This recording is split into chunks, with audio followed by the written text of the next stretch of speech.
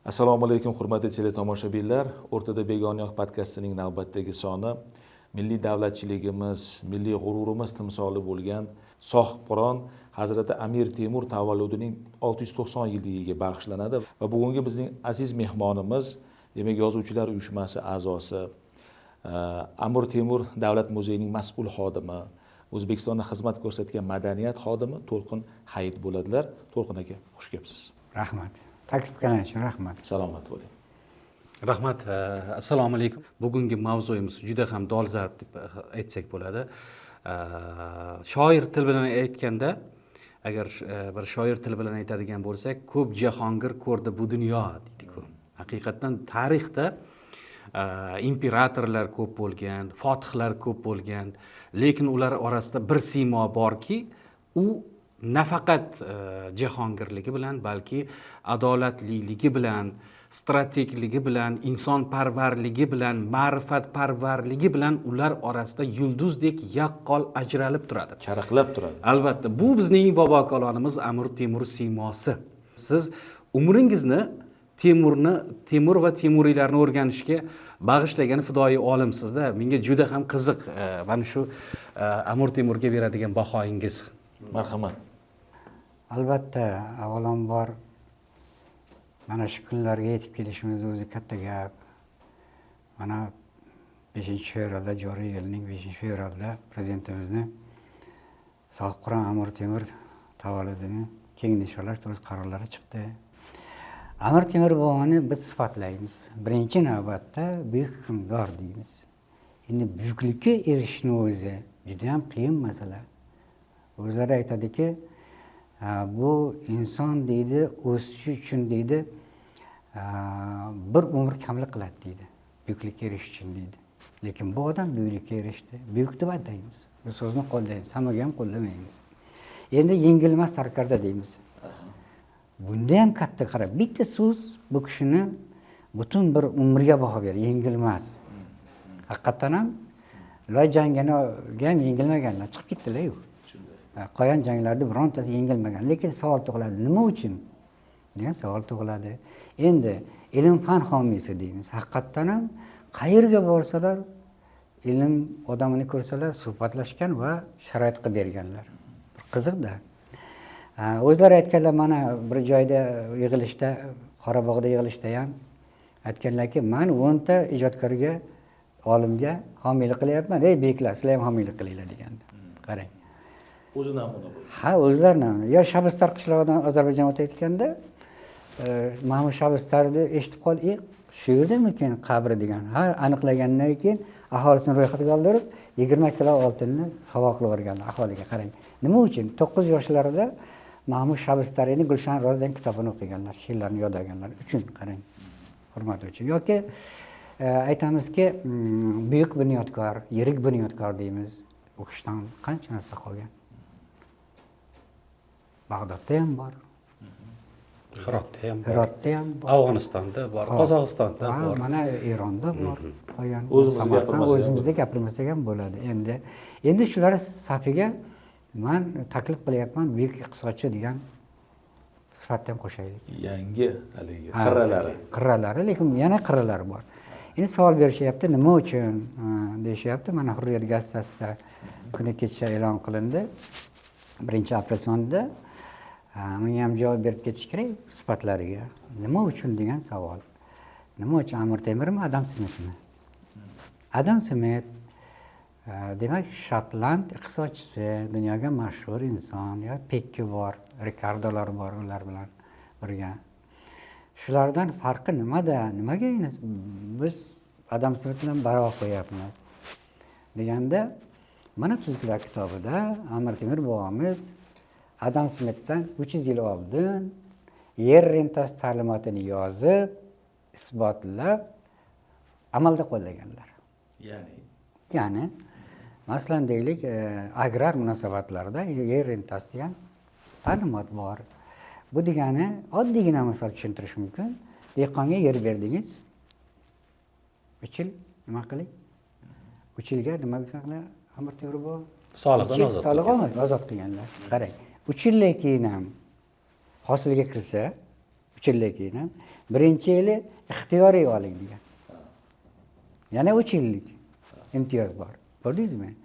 Keyin yer mulk soliq mana 1370-yili davlat tepasiga kelgandan mo'g'ullarning soliq tizimini olib tashlab, yangi soliq tizimini yaratdilar. Bu nima degani? Mo'g'ullar soliq tizimi shunaqa ediki, xasga ham soliq bor edi, tuzga ham soliq bor edi. O'y solig'i, jon solig'i bor edi, hammasini olib tashladilar. Yangi adolatli 4 ta tamoyil, birinchi tamoyili soliq tizimida adolatli tamoyil. Ya'ni Adam Smit buni kelishuv deydi. Mana qarang, Adam Smit shularga sharh berib ketgan. Hammasi Amir Temurning hazratlarini nimada? Yer rentasi ta'limoti. Endi yana ko'p tomonni hunarmandchilikda. Hunarmandchilik o'zlari tushunganlar, qadrlaganlar. Mana 1920-yilda Parijda agar mana shu bizni o'sha 14-15 asr hunarmandlar ishlab chiqqan bitta buyum bo'lmasa, haligi kamchilik hisoblagan, oiladagi kamlik hisoblagan. Fransuzlarda shunaqa bo'lgan. Hozir ham juda qadrlanadi. Misol uchun uzuklari Metropolitan muzeyida, Buyuk Britaniyada juda ko'p narsalar, Luvrda, endi Arjeniya palatada, haligi Moskvada va Ermitajda uni aytmasam toshlari Ermitajda yozdirgan-ku toshlari. Men To'ron sultoni 300 ming qo'shiq, paytgacha 200 ming edi. Biz uni o'qitdik qaytadan. 200 ming, 300 ming ekan. Bitta arab notor bo'lgan 300 ming qo'shin bilan To'xtamishxonga qarshi o'tdim degan gaplar yozilgan. Bor. Sivilizatsiya markazida ham qo'yildi-ku. Islom sivilizatsiya markazida ham qo'yildi. Endi bu kishi o'ta zo'r adabiyotchi bo'lgan. Alisher Navoiy hazratlari aytib qo'yibdilar. Qancha ko'p she'r yoki tarixni biladilar. Yoki o'zlari aytganlarki, temizliklar mana yozilgan. Temizliklarda men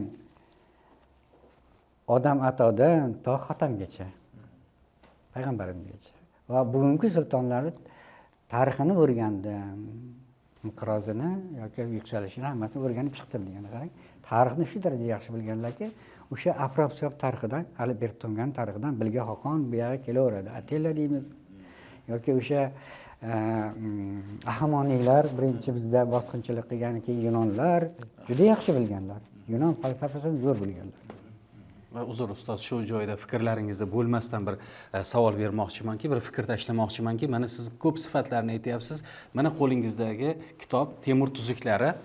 Agar shu Temur tuzuklarini turkiy tilda yozilganligi nuqtai nazaridan aytadigan bo'lsak, Amir Temurni biz til homiysi, davlat tili sifatida turkiy tilni davlat tili sifatida ko'rsatib bergan va buni isbotlab bergan katta inson sifatida ham ko'rishimiz mumkin. Davlat tilini asoschisi desak, Rustam akamga biroz nima bo'lishi mumkin. Yo'q, nimaga? Alisher Navoiyni biz odatda aytamiz-ku.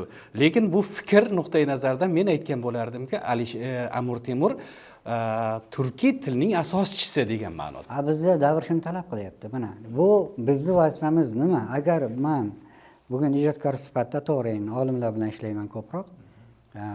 Agar men yangi aytmasam, ko'chirganda nima foyda uni? Mana shunga hech qachon birortadan ko'chirib olib, u ko'chirib olish oson.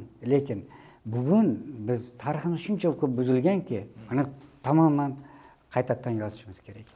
To'g'risi. Qandaydir bir tizimlar va tuzumlarga xizmat qilganda tariximiz adolat prizmasidan o'tmagan. Shunday. Bizni o'zimizni yo'nalishimiz bo'lgan, o'zimizni falsafamiz bo'lgan, o'zimizni davlatchilik bo'lgan. Nega endi g'arb ko'p bizning adabiyotlar kirib keldi. Ularda hammasini to'g'ri qabul qilmaslik kerak. Mana misol uchun Mixail Ivanovni Chingizxon va Amir Temur degan kitob bor. O'ylaysizlar, unga kerakmi Mixail Ivanovga? Amir Temur. Tarjima hali kerakmi yoki Chingizxonni yoki Amir Temur hazratlarini? Hech ham kerak yo'q. Uning oxirini o'qib ko'ring. O'zi yozib qo'yibdi. Oxirida o'zi ochiq yozgan. Olib o'qinglar. Aytganki, bulardan Mashhadda ikkita buyuk inson chiqqan. bularga o'shalar qo'llagan strategiyani, taktikani va ular qo'llagan harbiy yangi zamonaviy qurollarni bermaslik kerak degan. Ko'rdingizmi nimaga boshlayapti o'zini ularni? Xizmat qiladi yoki Kristofer Morla Angliyada Amir Temur sahna asarini yozdi. Kristofer Morla kerakmidi? Ochiq aytaman, men qo'rqadigan joyim yo'q. Ochiq. Albatta. Hozir ochiq zamon. O'rtada begona yo'q. Albatta. Ochig'ini gaplashishimiz kerak bugun. Ayting. Ochiq. O'sha payt Angliya gegemonlikka chiqayotganmi dunyoni xo'jayinlikka chiqayotganmidi? Mana Amir Temur Sobiq Qur'on sharqdan chiqqan. Namuna bo'ladimi ularga?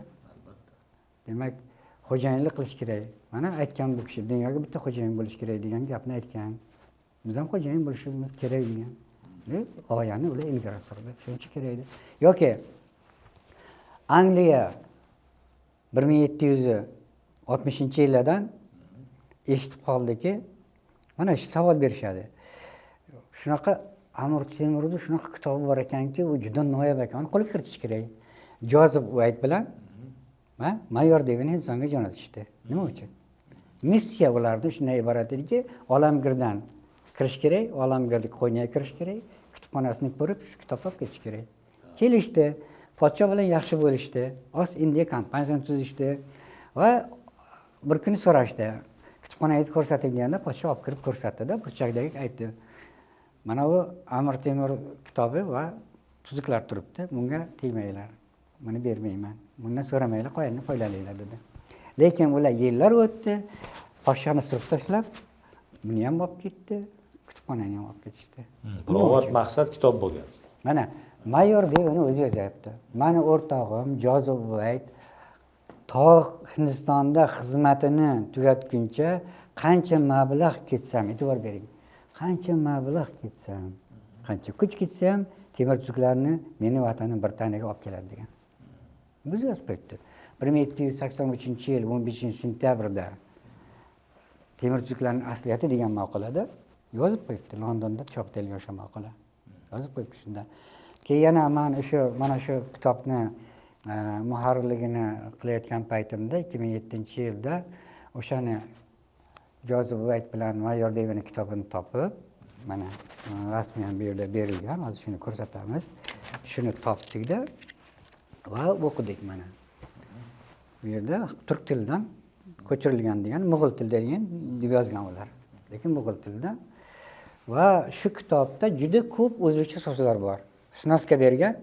Masalan, yo'l bo'lsin tushunmadim degan. Demak, bular o'zbekchasini ko'rgan. Mana isboti. Amir Temur demak, Hazrat Sobiq Qur'on hazratlari aytganlarki, men bu kitobni o'zim tilimda yozdim degan. Keyin Abu Talib Husayni keyinchalik Yamandan podsho kutubxonasidan topib olib, keyin uni Forsiyga aylantirib Hindistonga olib borgan. Lekin men bitta savol tug'iladi. Nima uchun originalini olib bormagan? Asl turkchasini? Shu bizga uchun ham savol shu. Shu savol. Nima uchun? Demak, bizni tariximizni yo'qotish o'sha paytdan boshlangan. Tariximizni yo'qotish. Bu yerda men ayrim joylarni aytib o'taman. Noto'g'ri qo'shgan joylari bor, kichkina ko'rinib turibdi. Bizga ko'rinadi. Buni mutaxassis yaxshi biladi. Albatta, bu ko'rinadi. Men isbotlab beraman. O'zlariga moslashtirganda. Moslashtirgan joylari bor. Misol uchun shunaqa joylari borki, u bilan kelisha olmaysiz. Sizni aldamaydi qalbingiz. Va bilimingiz, tajribangiz uni darhol ko'rsatadi. Masalan, bitta eng nozik joyini aytib bering. Mana eng joyi Eronda deydi, haligi ko'p ishlarni amalga oshirdi deydi, falan joylarni deydi. Shular maqbaralarini deydi, haligilarni, shialar maqbaralarini deydi, obod qildi deydi, lekin oxirida qisqagina Movarounnahrda ham haligi turk allomalarini maqbaralarini haligi obod qilgan deydi. Endi ustoz qarangda, mana temir tuzuklarini mana shunday mashaqqat bilan Yevropaga olib ketganligi haqida gapirdingizda. Umuman agar Yevropani geopolitik qarashlarini shakllantirgan bir olimlar fikrlariga ham qaraydigan bo'lsangiz, misol uchun Nikola Machiavelli Hokimiyat asarida Temurni aqlli siyosatchi deb ta'rif beradi va uni harbiy san'ati katta o'quv dargohlarida o'rganilgan deyiladi va bu bilimlar Yevropa taraqqiyotini bir necha barobar tezlashtirishga zamin hozirlagan deydi. Aynan o'sha Yevropani anglosakson qonunlarining shakllanishi, anglosakson qonunlarida Temur tuzuklarida bildirilgan bir fikrlarni joylashganmi, shu haqida ham bir qiziqib ko'rganmisiz? Albatta, bunaqa asarlarni hammasini bizlar to'plab, mana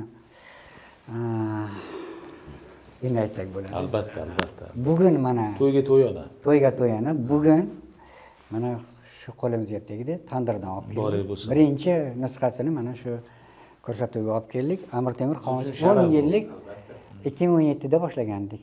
10 yil, mana 9 yil bo'pti. 9 yillik. rohatini ko'ring.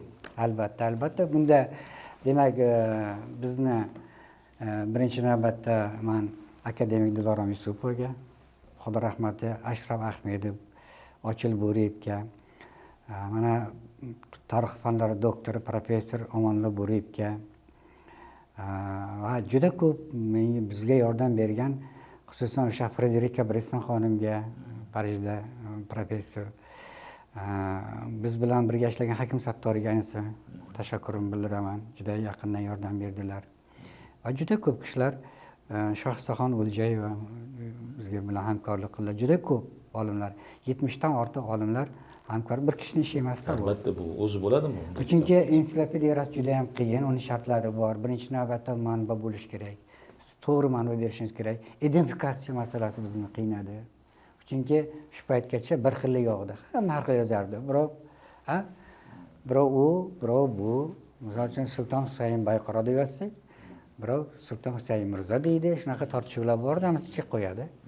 Bu endi bizda ilmiy kengashda ko'rib chiqildi. Albatta o'zimizdan bizning ishimiz emas bu, faqat bu o'sha bugungi temirshunos olimlarni, yirik temirshunos olimlarni o'sha fikrlardan, bahslardan va tahrirlardan o'tib mana xalqimizga yetyapti. Menimcha xalqimiz uchun juda ham katta bugun sovg'a bo'ladi albatta. Endi ustoz o'sha bilasizmi, mana o'sha yaxshi gapni aytdingiz shaxs haqida. Birinchi navbatda shaxs haqida gapirsak, keyin kelamiz Temur tuzuklarga. Amir Temur o'zlari hazrat aytadilarki, buyuk shaxslarni buyuk muxolifati bo'ladi deydi. Amir Temur albatta buyuk shaxs. Oddiy o'zimizda g'anim bor. Kimda g'anim yo'q. Endi bilasizmi, mana shu Amir Temurni g'animlari bir tomon yozadi, uni yaxshi ko'rganlar bir tomon yozadi. Lekin men bitta narsani ko'ryapmanki, g'animlardan ko'ra uni yaxshi ko'rganlar ko'p. Masalan, Amerikadagi boy aytdim mana, Edgar Allan Poe 1809-yil tug'ilgan. 17 yoshli bola Amir Temurni o'qib yaxshi ko'rib qolib, Amir Temur Temirbekdan doston yozadi. Juda go'zal. Yoki Giyotida ko'ring. Qarang, Temirbek dostoni bor Giyotida. G'arb adabiyotida shunchalik ko'p va yaxshi asarlar borki, uni sanab sanoqqa yetmaysiz.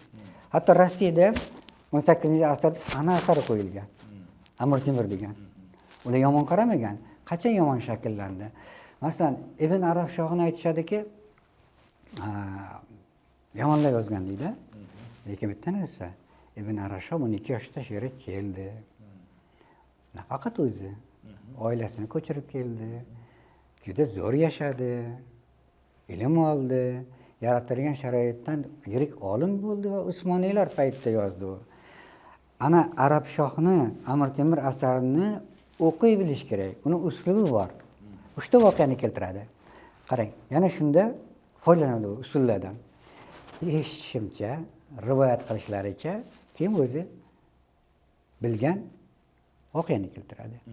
Misol uchun Amir Temurni birinchi aytadiki, oyog'ini cho'ponlar urib mayib qilgan deydi.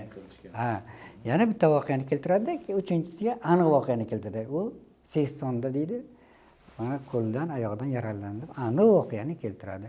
O'qiy bilish kerak. Ya'ni bu odam o'zini Usmoniylar joyida u paytda kitob, yozilgan kitobni podshohning ruxsati bilan ko'chirishardi va e'lon qilishardi. U shuning uchun ham yashirishga majbur bo'ldi o'zini qarashini. yaxshi asl haqiqat uni asl manbasida uni o'qiy bilish kerak faqat. Lekin biz hatto Ibn Sino ham, Beruniy ham, Rayhon Beruniy ham bilamizki, metafizikani sharh bilan o'qiganlar. To'g'rimi? Demak, biz oldimizda turibdi Ibn Arabshohni mana shu Ubaydulla Uvat tarjima qilib berganlar, mingdan ortiq oliglar bor, tahrillari bor. Ya'ni tahrir bilan xalqqa berishimiz kerak endi. Tahrir bilan xalqqa bersak tushunarli bo'ladi. Mana bu tomondan to'xta, buni o'qiganda usul bilan o'qinglar, shunda tushunasizlar deyishimiz kerak.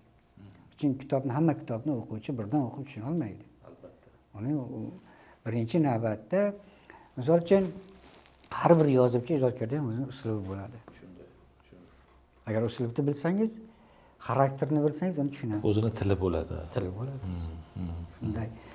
Endi temurchiliklarga keladigan bo'lsak, bilasizmi, temurchiliklar hozir ham shunday katta ahamiyatga egaki, uni ichida shunaqa strategiya borki, hozir ham buni shunday olib qo'llasak, biz har qanday g'animni dodrat tishlaymiz.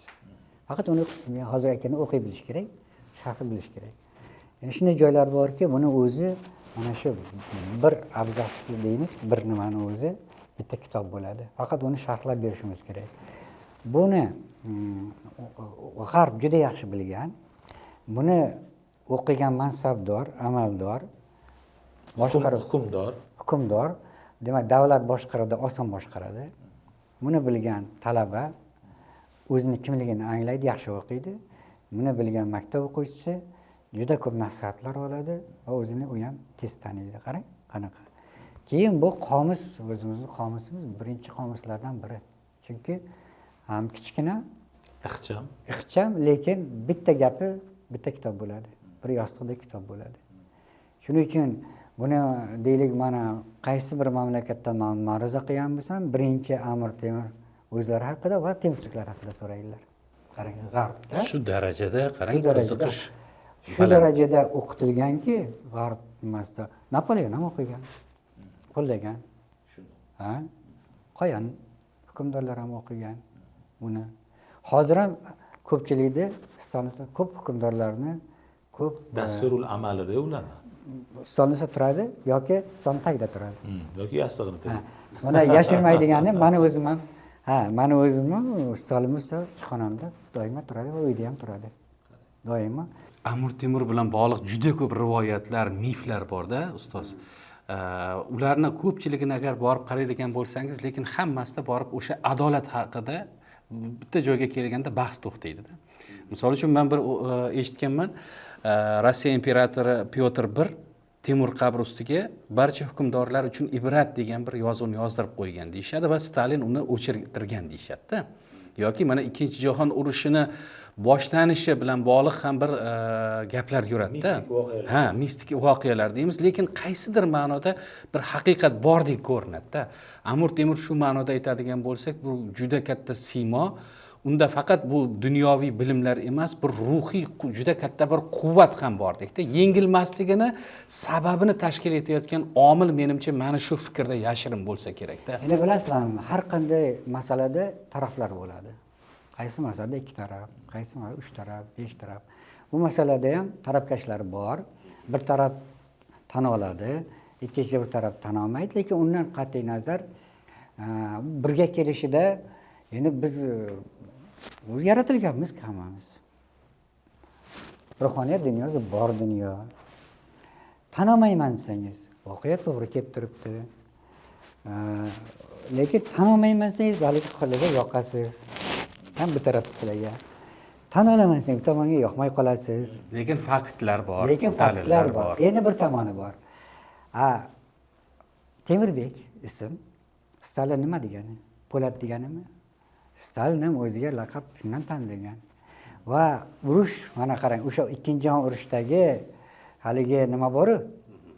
Boltiq bo'yi dengizdan Qora dengizgacha bo'lgan hali ular nemis pashlarga qarshi dastur qildi-yu. Bu 7 yilligi, Amir Temurning 7 yilligi.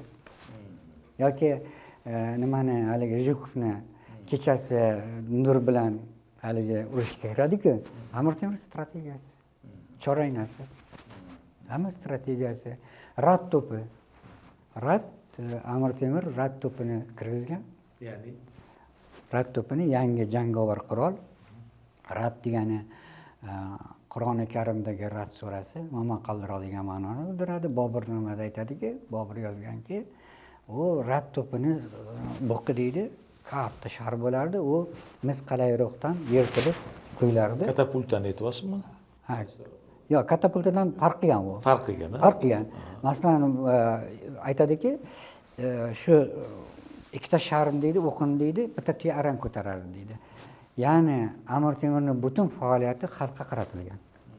Xalq manfaatiga qaratilganda, mana iqtisodiyni qaraysangiz, hali biz yetib kelmadik.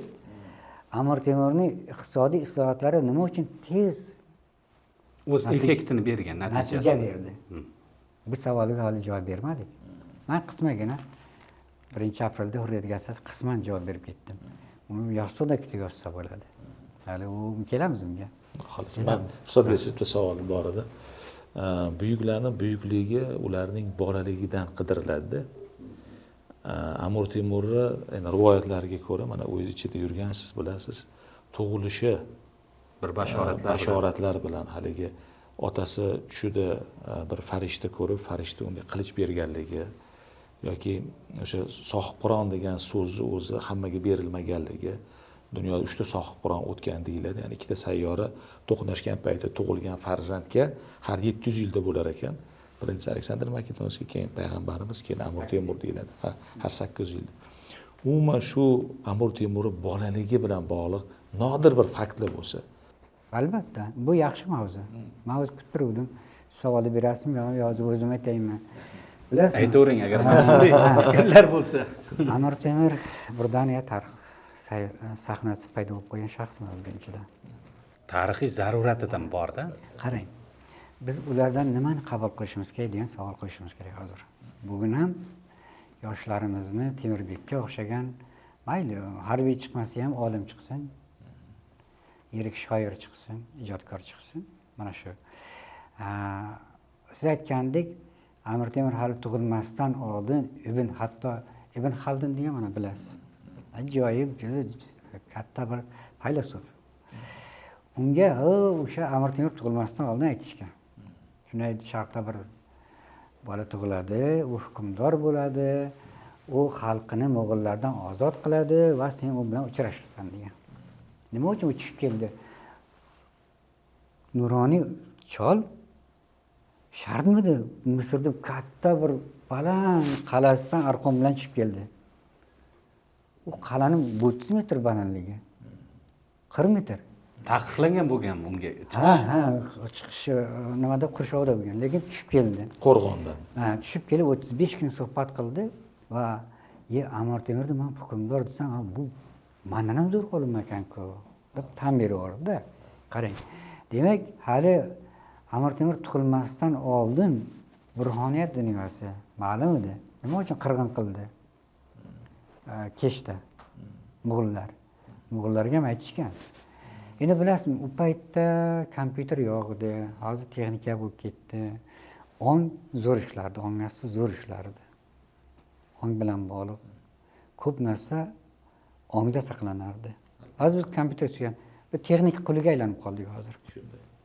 Ya'ni ruh u paytda asosiy rol o'ynardi. Ular biz ota-bola zo'rligi shunda. Keyin ko'p avliyolar chiqqan. Avliyolar hamma sirda aytmaydi. Avliyolar hamma narsani bilib turadi. Ular borliqni ham biladi. Vaqtinchalik yashashni ham biladi hammasini. Mana shu da kechdan, misol uchun onasi Buxoroda edi. Kechdan qochib chiqdi-ku. Teginamoq begim. Tegin degan so'z bu aslzoda degan ma'noni bildiradi. Boshqa millat vakillari boshqacha sarflaydi, lekin bu qadimiy turk o'zimiz so'z. Bu sof o'zbekona so'z. Aslzoda ma'noni bildiradi. Teginamoq begim. Bu nufuzli turk oilasi, nurli o'zbek oilasi, bugungi tilda aytganda, o'zbek davlatchiligi so'zini aytsak, Buxoroda tug'ilgan. Shu onasi qochib keladigan paytda Xo'ja Ilg'or qishlog'ida tug'iladi. Bu endi manba bunda yana o'sha Ibn Arashshoh aytgan. lekin Boburda kesh deb aytiladi. Kesh deyiladi. Boburnomada. Boburnomada. Lekin Ibn Arabshoh shunaqa ham bo'lishi mumkin. Bu haligi bizda ham Toshkentlik borib Angliyada tug'ilganlar bor. Hozir ham mana Amerikada borib tug'iladi. Bu bor gap endi inson. Endi Amir Temur Temirbek degan yoshligida Temirbek deyishardi, aqlni o'ta Xudo bergan. Juda ham aqlli bo'lgan. Qobiliyat shu darajada bo'lganki, bir ko'rgan narsani shu zahoti yodlab olgan. Shu zahoti yodlab olgan. O'qituvchi hayron qolgan. "Iya" degan bu o'zi kichkinagina bola bo'lsa, qachon yodlading buni? Hozir sizdan qayta yangi yozilgan g'azalni berib ko'rsa, bir o'qib Quvvai hofizi juda kuchli bo'lgan juda kuchli bo'lgan 9 yoshida. Ilgari qanaqa bo'lgan imtihonlar? Masalan, maktabda o'qigan, oilada ham o'qigan. Birinchi navbatda u nufuzli bekning o'g'li-ku. Bular bilgan, chunki bolani tarbiyalash kerak, qizlarni ham tarbiyalash kerak. Jangovarlikka, bilimga tarbiyalagan, lekin o'sha paytda bitta narsa bo'lgan, hozir bu yo'q. Javonmardlik maktabi bo'lgan. Javonmardlik. Ya'ni Husayn Voiz Koshifiyni Futuhatnoma-i Sultoni degan kitob bor. Shunda hamma narsa yozilgan. Bu javonmardlik degani, ya'ni bu butun o'zini halollikka bag'ishlaydigan inson, o'zini xalq uchun butun kuch-qudratini sarflaydigan kishi, ya'ni bu haromni hazar qiladigan sof mard yigit. Amir Temur mana shu ruhda tarbiyalangan. Agar shu javonmardlik ruhida tarbiyalanmaganda edi, bu vatanimni Mo'g'ullardan ozod qilaman deb chiqmas edi. U yo shoir, yirik shoir bo'lardi, yoki avliyo bo'lardi.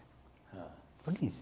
Lekin u hatto 12 yoshlardan bildiki, mana 14 yoshdan ayniqsa bildiki, voqealarni ko'rdiki, taqiq qilinyapti ayollarimiz. Nafrat bilan endi meni xalqimni shu ozod qilaman. Qarang, filga kichkinagina bola filni yiqitaman deb chiqdi. Agar javonmardlik bo'lmaganda, u hech qachon bu to'xtamay kelmasdi. Kichkinagina bola imperiyaga qarshi turdi. Qarang. Va uning nima tomoni xislati shunday iborat ediki, u bitta narsani bilardi. Va mana o'zimiz ham misol uchun o'rtoq to'plash uchun butun mehrimizni beramiz, kerak pulimizni ham boshqani sarflay beramiz.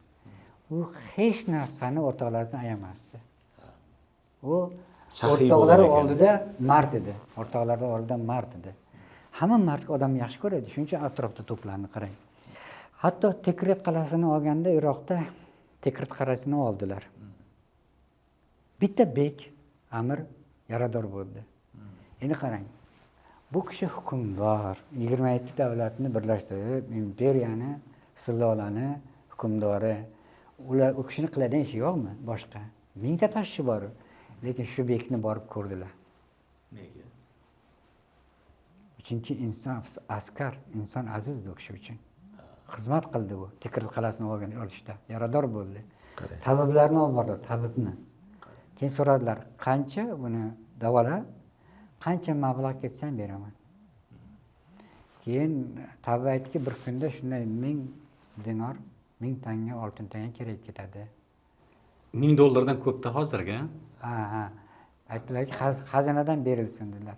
Lekin xazinadan o'zlari uchun bir chaqa ham olmaganlar. O'zlarini alohida yaylovlari bo'lgan. O'zlarini hisobidan o'shandan keladigan daromad bir Daniyani, hozirgi Daniyani 1 yillik daromadi bo'lgan. O'zlariga bir marta hovli ham qurmagan bitta. Byudjetni pulini bugungi kunda aytadigan bo'lsak, byudjetni pulidan 1 so'm ham o'z shaxsiy ehtiyoji uchun ishlatmagan. Nima, ana bu bir eronlik xalq puli. Eronlik tarixchi yozadiki, Asad degan hozir esimda, Asad degan yozadiki, hali Yevropada byudjet bo'lmagan, haligi so'z bo'lmagan paytda ham Amir Temur byudjetni joyiga keltirib qo'ygan. Nazariy asoslari bilan ishlab chiqqan. Ha, shunday. Xuddiki Umar roziyallohu anhu ham haligi Shamni haligi o'zlarini ishlariga foydalantirmasdan, ya'ni davlat Shamiga davlat ishini nima deydi, qaraganlar, o'shandan foydalanganlar, o'zlarining ishlariga alohida Shamni foydalanganliklarida, ya'ni judayam bir halollik, poklik. Endi korrupsiyani oldini olish uchun mana bugungi kunda aytyapmiz-ku, korrupsiya haqida. Korrupsiyani kishi ham yaxshi bilgan. Bo'lishini insonda bu. Hamma pulga qiziqadi, manfaat. U kishi bilasizmi nima? Birinchi navbatda mana Ikkinchi jahon urushiga qarasak, askarlarga urush oldidan bir kurishga aroq spirt berishgan. Dadillik uchun deyishadi. Dadillik uchun. Jasorat uchun. Jasorat uchun. Endi bu savol tug'iladi. Buni aloqasi bor bu gapimizga ham. Amir Temur bu masalani qanday yechgan? Qanday yechgan? Ma'lumki, o'sha zamonda hukmdor bu miyani og'i ham bera olmasdi. Og'i ham bera olmasdi. Kim gapsiz bo'lardi. Bu may ham bera olmasdi. Mumkin emasdi bu. Juda murakkab bu. Shunda bular shahidlikni qo'llashdi. Shahid bo'lish. Mana shuni kiritgan. Ya'ni sen shahid bo'lsang, to'g'ri jannatga, g'ozi bo'lasan, jannatga ketaverasan.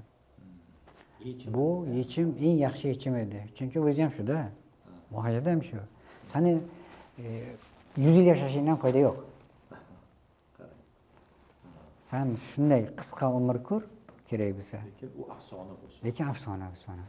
Ko'rdingiz, mana shu singdirilgan.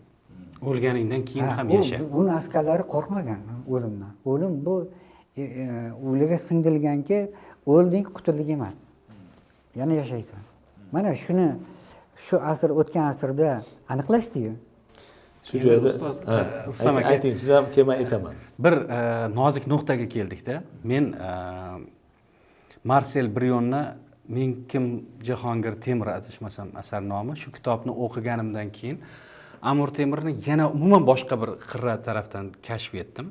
Endi unda asarda u asar haqida ham turli xil qarashlar bor, lekin Amir Temurni Qur'on kalom ilmini bilimdoni bo'lganligini menimcha hech kim inkor qilmasa kerak. Qayerga borsa o'sha joyda fatvolarni ko'rib chiqqanligi, o'sha joydagi o'sha din ahli bilan suhbat qilib, shu to'g'ri aqoiddami degan bir taftish qilib ko'rganlarini bir eshitganmizda, rivoyatlardir, boshqalardir. Ustoz aynan agar meni nuqtai nazarimdan sohib Qur'on Amir Temur dinimiz, muqaddas dinimizni sofligini ta'minlash nuqtai nazaridan, uni yoyish nuqtai nazaridan, uni muhofaza qilish nuqtai nazaridan ham sohib Qur'onni din oldida ham xizmatlari katta nazarimda. Albatta bu mavzu yangi mavzu emas, o'sha qadimdan ham aytilgan, o'sha zamonda ham aytilgan. Hali Temurchiklarda o'zlarining pirlarini maktubini keltiradilar-ku. Ularni o'zlari yozib qo'yibdiki, men deydi davlatchilikda dini tuzukka suyandim deydi. Birinchi navbatda payg'ambarimiz Muhammad alayhisolamning yo'llarini, yo'l yo'riqlarini suyandim deydi. Bu yozilgan. Endi bu yil mana shu Temurchiklarda o'sha har deydi 100 yilda deydi bitta dinga haligi o'sha xizmat qiluvchi kishi paydo bo'ladi, hukmdor deydi. Shulardan biri mana shu asrda o'sha o'zlarida unga fatvo berishgan bu kishiga ular. Agar u murakkab zamon edi u. Agar fatvo bo'lmasa, o'z-o'zidan hukmdor ham bo'lmasdi bu kishi. Keyin taxtga o'zlaridan chiqib kelmagan, o'z-o'zlaridan chiqib kelmagan. Misol uchun nima uchun Bibi xonimni boshqa malikalar ham bordi-yu, tanladilar. Bibi xonim ham bu saroyda tarbiya ko'rgan ayol edi. U kishi Bibi xonim aytganlar. Aslzodalardan. Aslzodadan aytganlarki, siz taxtga shunday chiqmang. U kishi ham maslahat bergan. Qurultoy bilan chiqing deganda, Balx shahrida qurultoy bilan chiqdi. Saylandi-ku. Amir Temur. Xalq sayladi. Demokratiyani ko'rinishi. Ha, albatta. Yoki men Temurchiklarga yozgan quyi askarlarga tuzadigan joyi bor. Sizlar bir guruh bo'lsanglar, 11 kishi bo'lsanglar, o'zlarining oralaringdagi o'zlaring xohlagan eng yaxshi kishini o'zlaring boshliq qilib tayinlang, askarni boshliq qilib tayinlang. Mana demokratiya. Quyi bo'g'indan tepaga qarab chiqib kelish. Bu katta masala. Albatta. Katta masala. Chunki agar daraxtni ildizi baquvvat bo'lmasa, ildizi chuqurroq suvga bormasa va yoymasa, u demak tepa ham yaxshi ish bilan shu quyi pog'onaga juda e'tibor bergan. Quyi pog'ona haqida mana alohida tuzuk bor. Mana shu yerda hamma narsa bayon etgan. Ya'ni qanaqa hozirgi siyosatga agar qiyoslaydigan bo'lsak, rahbarlar pastga tushib xalq bilan birga muloqotda bo'lishi, boyagi siz aytgan oddiygina askari borib ko'rishi, kimsan sohib Qur'onni, bu juda katta gapda endi bu. Mana hozirgi siyosatga ham qarasak, mahallaga e'tibor berishi, mahalla paydo bo'lishi, mana bunga e'tibor kengaytirilishi, bu yaxshilik gap, faqat uni ijrosi zo'r bo'lishi kerak-da. Kadr masalasida qanday yondashgan? Kadr masalasi juda ham jiddiy qaralgan. Martemir juda ham jiddiy qaragan. Birinchi navbatda uni nasliga qaragan. Kelib chiqishiga. Toza naslni. Keyin uni adolatiga qaragan. Adolatiga, ilmiga va eng muhim joyi bor. Xalqqa qanaqa munosabatda bo'ladi? Qaysidir ma'noda sohib Qur'onni suhbatidan o'tganmi vazirlar? Albatta. Birinchi navbatda o'zlari tanlagan. O'zlari. 4 ta vazir bo'lgan. Asosan 3 ta vazir viloyatda bo'lgan, 7 ta vazir bo'lgan bor yo'g'i. Aytganki, ochchilik bilan ishlagan yaxshi deganlar. Kim bilan? Ozchilik bilan. Ozchilik bilan. Ishlagan yaxshi degan. Bitta vazirlari ko'p narsaga talabga javob bergan. Chunki hatto ikkita vazirlarni shuna qo'yib qo'yganlarki, men xato qilsam qaytar degan. Shunday huquq berganki, boshqa dunyoda bunaqa hukmdor bo'lmagan. Qaytaraver, bemalol degan. Men xato qilsam degan. Yuzimga ochig'ini ayt. Ochig'ini ayt degan. Meni maqtama, siz zo'rsiz, xato qildim ayt degan. Uchun podsho ham banda tanqidiy fikrga ochiq bo'lgan. Ochiq bo'lgan. Tanqidiy fikrni qabul qilgan. Shu o'rinda bir savol ruxsat bersangiz, To'lqin aka. Mana ko'p kinofilmlarda ko'rganmiz, mana shu tarixiy jangovar kinofilmlarda jang oldidan sarkardalarning mana shu harbiylarga aytadigan nutqi bo'ladi. Chunki bu hayot-mamot masalasi bo'ladi-da. 5 daqiqadan keyin u yo hayot bo'ladi, yo o'ladi. U shunaqangi bir nutq gapirish kerak bo'ladiki, haligilar qanaqa qilib jangga ur bilan kirib ketgani o'zi bilmasligi kerak bo'ladi. Sohib Qur'ondan mana shunday alohida o'z nutqlari bo'lganmi? Jang oldidan.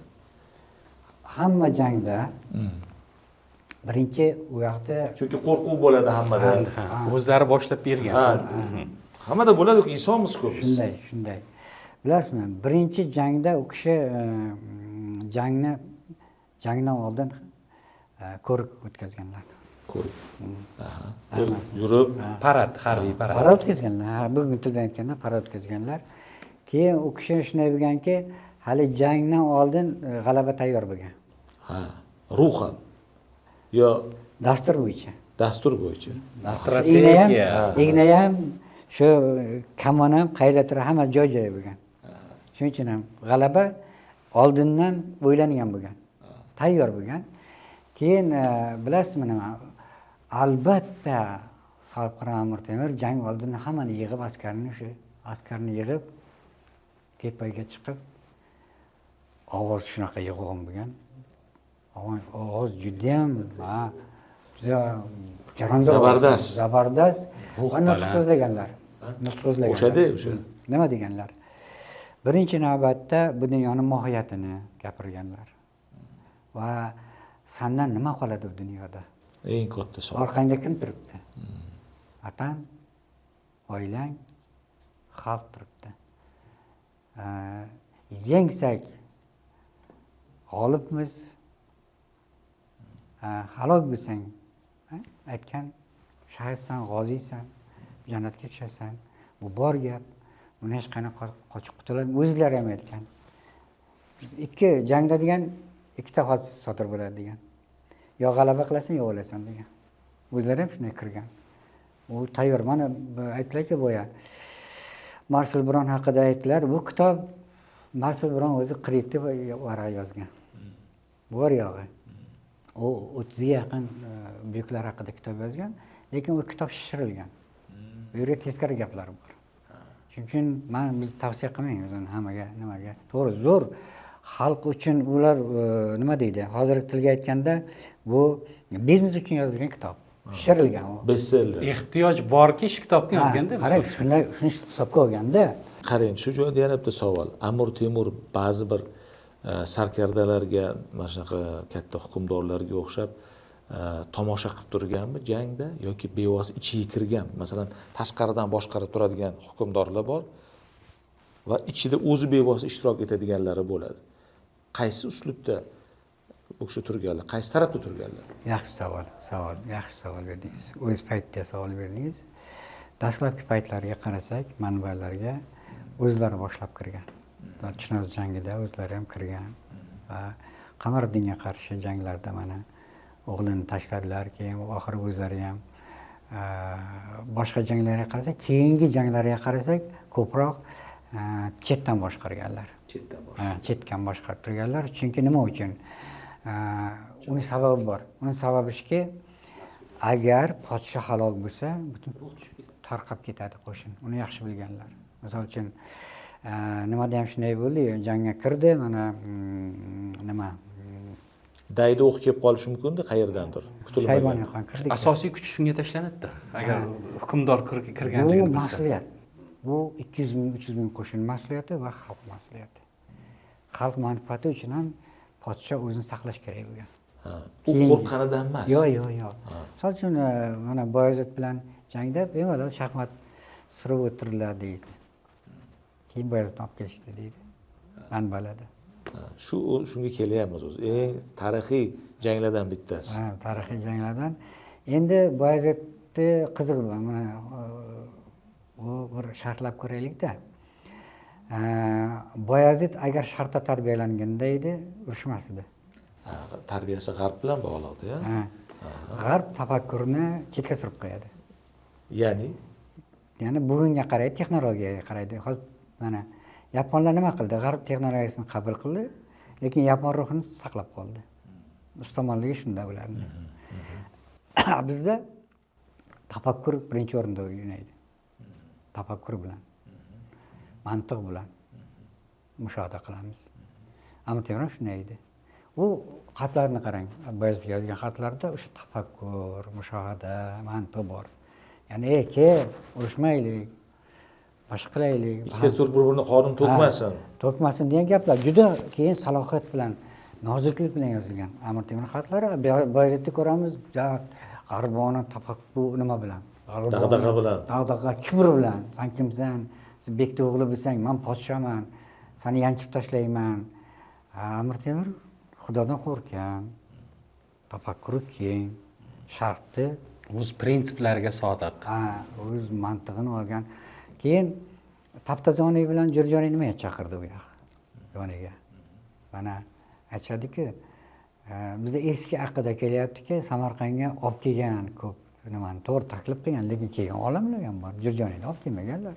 O'zi kelgan, talpinib. Kelgan ular, chunki Samarqand poytaxtda sharoit yaratilgan. Albatta. Keladi, ma'rifat markazi. Nima, Ibn Arishab kelarmidi? Ota-onasini olib kelarmidi? Bu yerda sharoit bo'lmasa. Sharoit bor edi, butun olimlar kelgan hammasi. Ulug'bekning yoniga ham. Keyin iqtisodchilik haqida Ulug'bek chiqargan, Mirzo Ulug'bek chiqargan fulus tangalari, mis chaqalari butun iqtisodni ko'tarib oldi-yu. Hali kelmadi bunga. Amir Temur ham chiqargan o'sha siyosatni, chiqargan iqtisodiy islohotlari davlatni ko'tardi, qarang. Haligi aytishadi-ku, ana rivoyat bo'lib ketgan. Ko'p takrorlaymiz. Samarqanddan bir savat oltin olib chiqqan bola, Nizomiddin Shomiy o'zi qo'yibdiki, Soqron deydi. Eronni, Toronni shunday boshqarmoqda, adolat bilan boshqarmoqdaki, jahon donishmandlari hayron qolmoqda. Hatto bolalar ham, ayollar ham savdogarchilik bilan shug'ullanadi. Samarqanddan chiqqan bu to Malik uch chekkasiga molni olib boradi, olib kelib bu yerda haqiqat bormi, mubolag'a bormi? Haqiqat bor. Haqiqat bor. Chunki shunday talab qilardiki hokimlardan, Amir Temur bor. O'sha yerda o'g'irlik bo'lsa, hokim javob berardi. Endi ustoz, uzr bir narsani aytmoqchiman. Men bir yili eski kitob do'konini titib turib, kitoblarni tanisha turib, bir qo'limga ruscha kitob tushib qoldi, kinesika haqida. ya'ni kimlardir imidjologiya deydi, uni boshqa gestologiya deb o'rganishadi. O'sha kitobni bir juda qiziqish bilan o'qidimda, keyin ta'sirlandim. O'sha kitobda haqiqatdan insonni qanday o'tirishiga, turishiga qarab turib ichidan nima ketayotganligini o'rganadi. Endi aytdim, baribir dedim, bular ilmda ancha oldinda degan bir fikr keldi, o'tdi. Kechqurun temir tuzuklarni qo'limga oldim. Va shunda bir rivoyatda aytilyaptiki, men bir yoshligimda ustozimdan bir ilm o'rgangan edim. U ilm odamni suratiga qarab, uni qanday odam ekanligini tushunishga yordam berardi. Psixologiya. Men vaqt kelib rahbar bo'lganimda bu menga juda asqotdi deydi. Va bir kuni bir odamni olib kelishdi, men uni rasmiga qarab rad etdim. Shunda u deydi, qabulxonadan turib baqirdi. Hazrat, iltimos, meni qabul qiling. Siz to'g'ri shunday ilmni bilasiz. Lekin men bu yo'ldan qaytganman. To'g'ri, men avval yomon odam bo'lganman, lekin yuzimda nusxasi qolib ketgan deb aytdi deydi. Keyin haqiqatan surishtirdim deydi. Menimchaligi o'zini xavfsizlik xodimlari orqali surishtirgan bo'lsa, bu haqiqatan to'g'ri yo'lga o'tgan odam bo'lsa, keyin deydi, unga ishonib, baxtimga, davlatimga sherik qildim deydi. Menga qiziqki, bu ilm nima ekan? Bu ilmning nomi nima ekan? Qaysi kitoblardan o'rgangan? Bu odamni ustozlari kimlar bo'lgan deb turib, ustozlari ham bir oddiy odamlar bo'lmaganda nazarimda. Albatta. Nimada ham bor bu gaplar. Shu Sohib Qur'on Amir Temurda ham qiyofa ilmi bo'lgan o'sha paytda, kitoblar bo'lgan, bor bu kitoblar tarjima bo'lgan bizda. Bevosita o'sha qiyofaga qarab, bu juda katta ilm bo'lgan. Amir Temur hatto saroyda musavvir xizmat qilgan va kelgan odamlar rasmini chizib kiritib yuborgan. O'shanga qarab oldindan Amir Temur qanaqa nima bilgan, shuni bilgan, shunga amal qilgan. Keyin hayron qolasiz. Mana u deylik Sohib Qur'on Amir Temur o'sha mansabdor tayinlashda ham mana shu qiyofa ilmiga e'tibor bergan. Keyin Ibn Arafa yozadigan yoki qilayotgan ham borki, shu 200 ming qo'shinga deydi, dalada deydi, shahar quryapti deydi, O'tov deydi. Bir ko'cha, qassoblar ko'chasi, savdogarlar ko'chasi, harbiy qurollar sotiladigan ko'cha, navoiylar ko'chasi, hammomchilar ko'chasi deydi. Lekin hech xalqning suron yo'q deydi. Hamma endi jimida ish qilyapti deydi. Hech birovga shikoyat qilayotgani yo'q, hamma o'zi ishini bilib bir pasda sharpayda bo'lyapti deydi. Qanday zot ekanki bu? Bugunga qarasak, ikkita odam ish qilsa gohida birovga baqirib ketamiz. Qanday ekanki bu? Mana uni o'rganishimiz kerak. Mana tarixni o'rganayotgan jihatimiz juda ham kerak bu. Sharqona odobga ham kerak. Mana sharqona odob deyapsiz-ku, bir savol tug'ildi-da. Mana haligi Amir Temurni biz mana sarkarda sifatida, fotih sifatida, davlat arbobi sifatida hammamiz bilamiz, e'tirof etamiz. Lekin sahna ortidagi rollari bo'lganda, ya'ni oilada, saroyda u qanday ota bo'lgan? Yaxshi savol. Bu ham yaxshi savol. Qanday ota bo'lgan va o'g'illari bilan qanday munosabatda bo'lgan? Qizlariga qanday munosabatda bo'lgan? Bu juda qiziq-da bu. Albatta qiziq savol. U kishida bitta shior bo'lgan. Aytganlarki, taxtda Shinoqayni ko'rsatma degan. Lekin oila boshqa u. Oilada ota, suyukli ota. Ana Nizom Nishomiy yozyaptiki, u kishini Oqa begim degan qizi bor edi, 1 soat ko'rmasa turolmasdi deydi. Qarang. Shunday erkak bo'lgan ekan. Shunday aqlli deydi qiz deydi. Shunday dono qiz edi deydi. Chiroyli qiz edi deydi. Amir Temur shuning uchun ham yaxshi ko'radi. Aqlli deydi. Aqlli bo'lgani uchun, dono bo'lgani uchun va shunda ham tengsiz bo'lgani uchun deydi. Shu yosh vafot qiladi. Yosh 23-22 yoshlarda vafot qiladi-da, tashlab ketadilar. Davlat tashlaydilar. Qarang, o'sha paytda mana Go'ra Amirga borganimizda juda ham ko'p yosh insonlarning qabrlari bor-da. Keyin bir surishtirsak, ko'pincha haligi yaqin qarindoshlar o'rtasida nikoh bo'lganligi uchun umri uzoq bo'lmagan deyiladi. Temuriy saroyda qarshi bo'lgan-ku. Temuriy saroyda nahot shunaqa qarindosh uruvchiligiga bu tibbiyot nuqtai nazaridan e'tibor berilmagan. U kishi o'zi qarshi bo'lgan bunga. Nima yo'q, haligi qarindosh urug' bo'lmagan. Bo'lmagan. Yo'q, xona olib ko'ring. Gidlar shunaqa deb tushuntirishgan yo'q, edi, biz gidlar borganmiz. o'sha yerda o'zgartirish Gidlarni kerak. o'qitish kerak o'zi. Gidlarni o'qitish kerak. Ochig'i yaxshi savol berdingiz. Men hamisha borganda gidlarga qarayman. Nimaga o'zgartirmaydi? Nimaga? Ana biz yozib beramizki, biz har doim mana shu Temuriylar tarixi davlat muzeyida alohida qaraladi bu masalaga.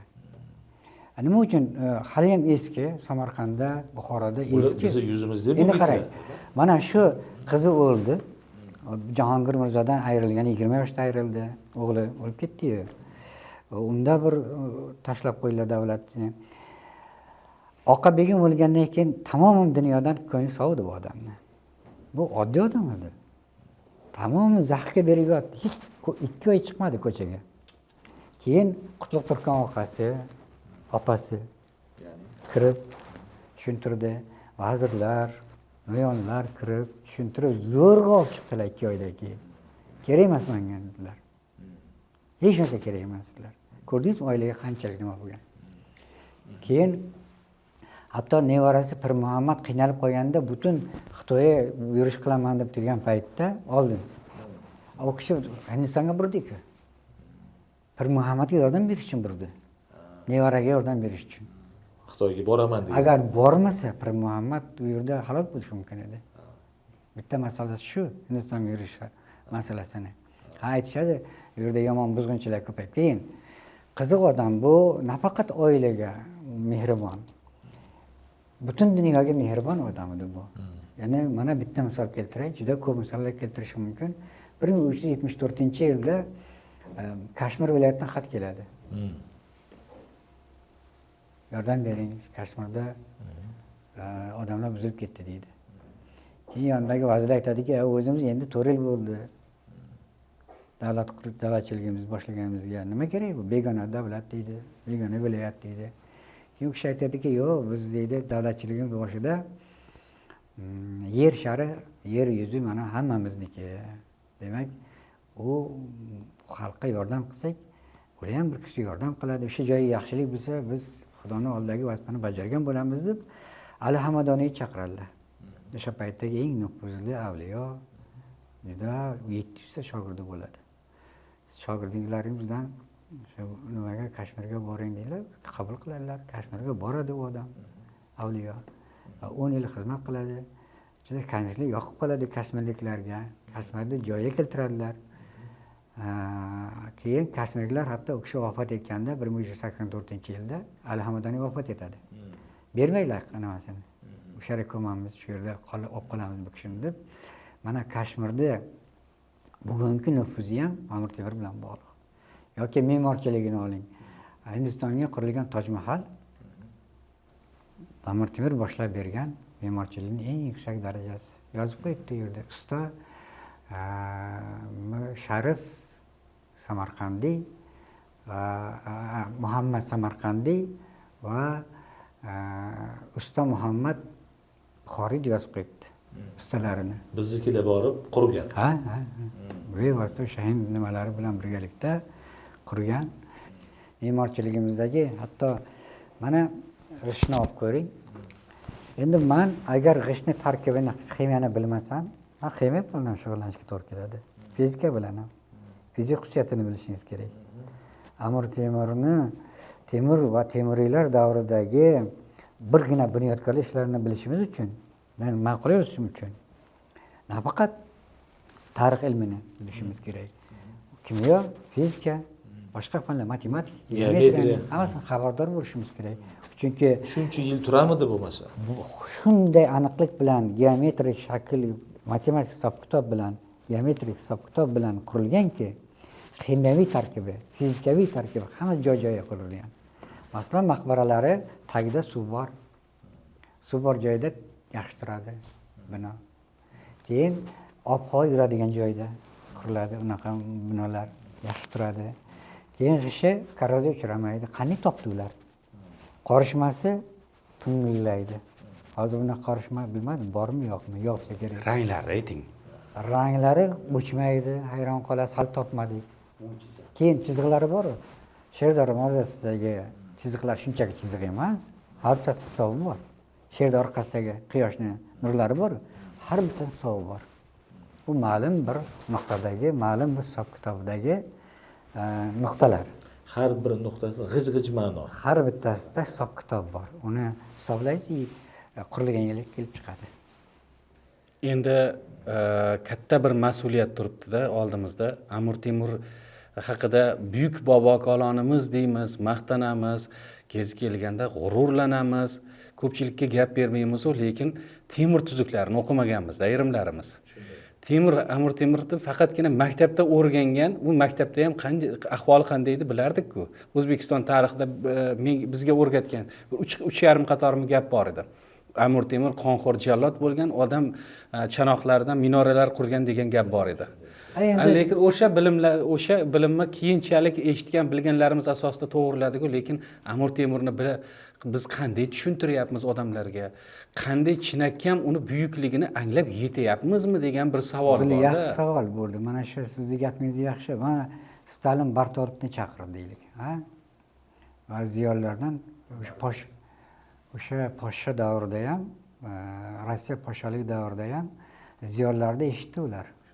Ular aytdiki, Yevropada emas, bizni o'sishimiz sharqda dedi. Va yo'l ko'rsatdi ular.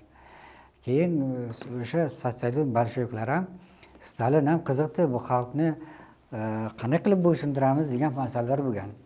38-yilda ro'yxatga kiritdilar. Amir Temurni ham qora ro'yxatga kiritdilar. Sababiga shu xalq yoshlari shu buyuk hukmdor orqasidan ketmasin. Uni iloji boricha qora buyoqlarda ko'rsating. Lekin Pushkinovda nimasi bor, she'ri bor. Hali aytib yozadiki, oynani qora rangga bo'yab qo'yganing bilan bir kun adolat yomg'irlari sharro yog'adi va oynaning yuzini yuvib yuboradi, oyna yana yarqlaydi deydi. Yana adolat, haqiqat oftobi bo'y ko'rsatadi deydi.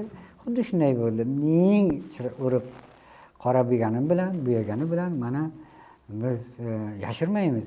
Amir Temurning o'zi ham tuzuklarda yozib qo'yibdi, u aybini yashirmagan. Mana qarindoshlari gapiga ko'ra Abbosni o'ldirib qo'ydim. Bu menga bir umr sabab bo'ldi deydi.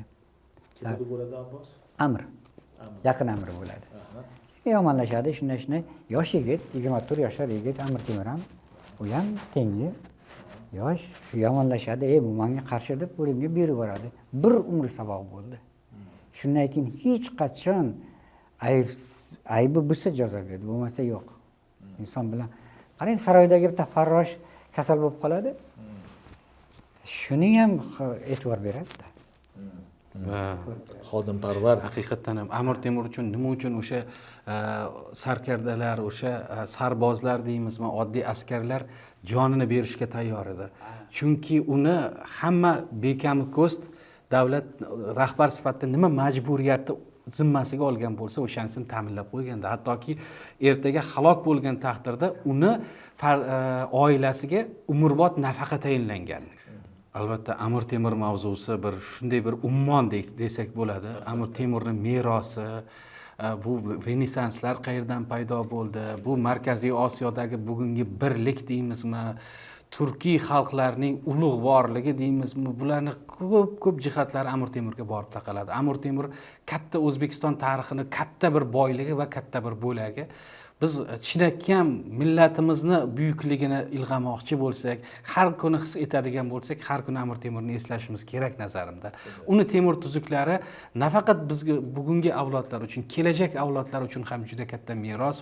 Faqat bunga amal qilish, har bir inson qalb amri bilan buni tushunib yetish, o'z faoliyatiga dehqonligini qilsin, kosibligini qilsin, o'sha rahbarlar xalq oldidagi mas'ulligini anglab yetadigan bo'lsa, biz Temur bobomiz orzu qilgandek, ular belgilab bergandek bir maqsadlarga albatta erishishimiz mumkin. Mavzu juda ham keng. Bizda savollar hali endi boshlandi, Rustam aka. Endi bu qop ochilganda afsuski vaqt g'animat. Vaqt albatta. To'lqin aka, bugun juda ham bir maroqli suhbat bo'ldi. To'g'ri, ichimizda savollar qolib ketdi. Hozir bu savollar meni ichimni yemiryapti. Afsuski, men vaqtga bo'ysunishga majburman. Kameramiz qizib ketdi. Shunday. Zabtga olib keng Osiyoni bir zot chiqdi, mag'rur, davongir, 2 asr yarim dunyoni zir qaqshatdi Temur Jahongir deyman bu kun u manim O'zbekiston vatanim mening degan satrlar bejiz yozilmagan. Hammasini tagida juda katta haqiqat bor. Shu nuqtai nazardan Amir Temur mavzusi haqiqatdan ham muhtasham mavzu va o'ylaymanki, kelgusi sonlarda bu mavzuga yana qaytamiz. Tashrif uchun, o'rinli suhbat uchun, go'zal fikr mulohazalar uchun, hammasi uchun katta tashakkur sizga.